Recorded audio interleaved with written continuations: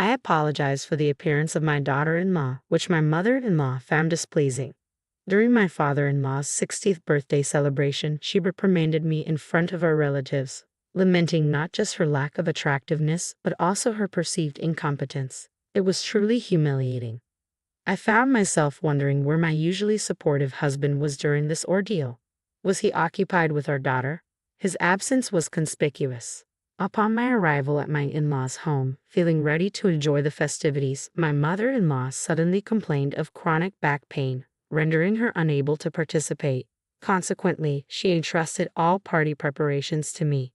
As the event progressed, she continued to denigrate me in front of our gathered relatives, casting a shadow over what should have been a joyous occasion. It felt as though the lively atmosphere had turned somber, resembling more of a funeral than a celebration. Then, breaking the uncomfortable silence, my father-in-law stood up.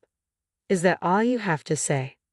Little did anyone know, this seemingly innocuous question would set off a chain of events beyond imagination. "My name is Sarah, and I'm 35 years old. 6 years ago, I tied the knot with Michael, my husband, who happened to be 3 years my junior. Together, we have a delightful 5-year-old daughter. However, despite the joy of our family, there was always a shadow lurking in the form of my mother-in-law's disapproval. She harbored resentment towards me for being older than her son. Every holiday visit, be it New Year's, Memorial Day, or any national celebration, was tainted by her cutting remarks aimed at me, often in the absence of my husband. I wish I had a younger, livelier, and more attractive daughter-in-law, not someone adorned with age spots like you," she would say with a sharp tongue. "Do I really look that old?" "Yes, very much so. Haven't you noticed your own reflection in the mirror every day?"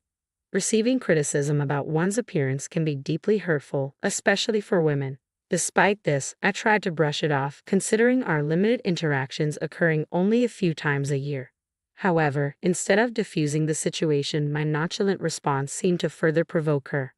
"You're remarkably thick-skinned for a woman of your age. It's irritating how you remain unaffected by my words. You lack even a trace of humility," she continued, her words growing harsher with each exchange. Yeah," was all I could muster in response. How should I confront my mother-in-law, whose words always leave me speechless? In front of my husband, she wears a facade of kindness, concealing her true nature. It's as if he's oblivious to her mistreatment of me. Yet, if I were to express my frustrations, I fear I'd bear the blame. So, I've endured in silence. Visiting their home with her presence feels like carrying a heavy burden. Despite this, it was a significant occasion, my gentle father-in-law's 60th birthday celebration. With numerous relatives gathering for the grand event, I chose to attend. Though my father-in-law is reserved, his subtle acts of kindness envelop me when my mother-in-law's hurtful words weigh me down. He gently approaches, offering solace with his words. "Sarah, if you're struggling, please don't hesitate to confide in me. I'd like to offer my support if that's all right with you." I couldn't help but wonder if my father-in-law was aware of the harassment I endured from my mother-in-law. Perhaps he chose to refrain from openly supporting me to shield me from further mistreatment behind the scenes. To honor our compassionate father-in-law, our family embarked on a 3-hour journey early in the morning to reach our in-laws' home. Feeling a bit under the weather with a low-grade fever and lingering fatigue, I entrusted the driving to my husband, Michael. Upon arrival, my mother-in-law emerged from the front door with an air of cheerfulness. Well, look who's here. It's been a while, Michael. You should visit more often. Oh dear, you look exhausted." "I've been driving non-stop, so it's understandable," Michael replied wearily. "You've clearly put in a lot of effort. I'll prepare the bed right away. Why don't you go rest in the back room?" "That sounds like a plan, Sarah. You should rest too. You've been tending to our child in the car. You must be exhausted. Plus, you don't seem well." "Oh, Michael, you didn't know. I spoke with Sarah yesterday, and we arranged to go shopping for the 60th birthday celebration." "Sarah, you go rest. Once you've placed the luggage at the entrance, we'll head out." Of course, I couldn't recall any such arrangement, nor did I recall discussing any shopping plans. After looking after our energetic 5-year-old daughter, I felt drained. Since I wasn't feeling well, I welcomed the chance to rest. "Since Sarah isn't feeling well, let her rest. You can handle the shopping, but this is your father's special occasion. I want to pick out the finest ingredients with Sarah." "Sarah, you'll stick to our plan, won't you?" She had a knack for presenting excuses that left me no room for refusal. After dropping off the luggage, she grabbed my arm forcefully and directed me back into the car we had just exited. With an intense glare, she snapped, "You don't need rest right now." But almost instantly, her demeanor softened into a broad smile as she exclaimed, "Thank you for driving us. I really appreciate it."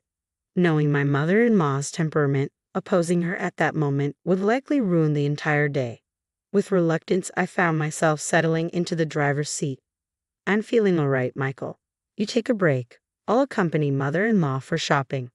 Attempting to hand her daughter over to Michael, my mother-in-law swiftly intervened, taking the child from my arms and settling her into the child's seat before shutting the door firmly. Taking care of the child is a mother's responsibility. "Well then, Michael, we're off." As she settled into the passenger seat, her previously sweet demeanor vanished, replaced by a harsh tone as she began to chastise me. "So, you can't even manage to care for your own child? Quit relying on Michael for everything. You're nothing but an incompetent daughter-in-law, aging before your time." What was truly unsettling was her ability to maintain a sugary facade while my husband, Michael, remained within earshot, completely oblivious.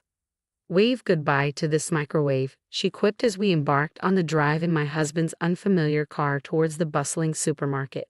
Predictably, my mother-in-law wasted no time before launching into a lecture. "You'll regret lounging around while my son drives, mother-in-law," I retorted weakly. "Please refrain from such ominous remarks. I've been battling fever and fatigue since this morning. Your poor health stems from your lack of discipline, and your crow's feet, more pronounced. Those cheek spots, darker. It's painful to witness. Your skin has lost its former vitality," she criticized relentlessly. Drained of all energy to counter her harsh words, I merely nodded as we reached the supermarket. This is utterly exhausting. How do daughters-in-law worldwide endure such treatment from their mothers-in-law? My spirited mother-in-law sprang out of the car without a word of gratitude, immediately thrusting 2 shopping carts into my hands. "Move faster, you're so slow."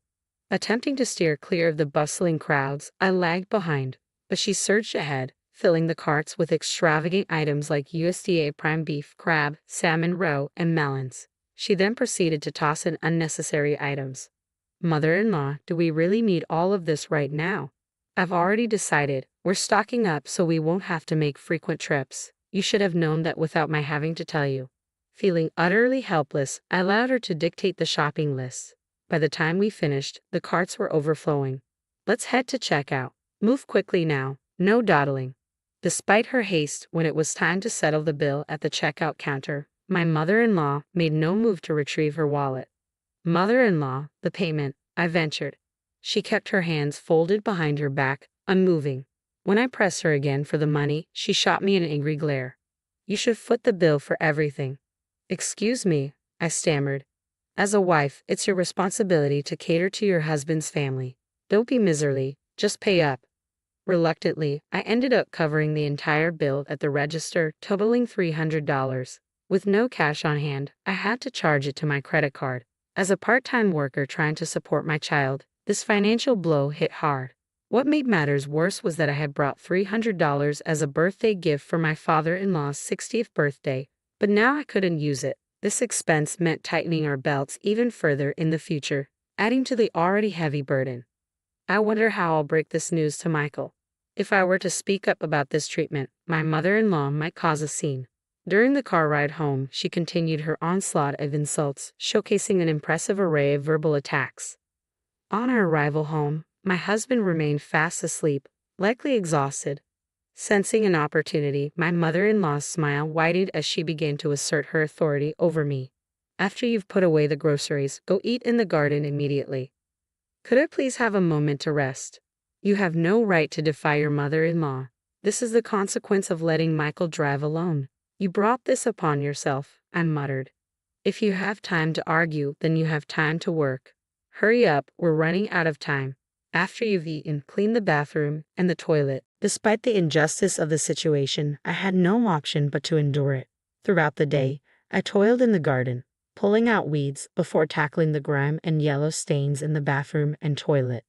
As I worked, I consoled myself with the thought that once the 60th birthday celebration concluded, I could enjoy some respite from my mother-in-law's presence. Just as I finished cleaning, my husband stirred from his slumber, surprised to find me still at work. Sarah, are you all right?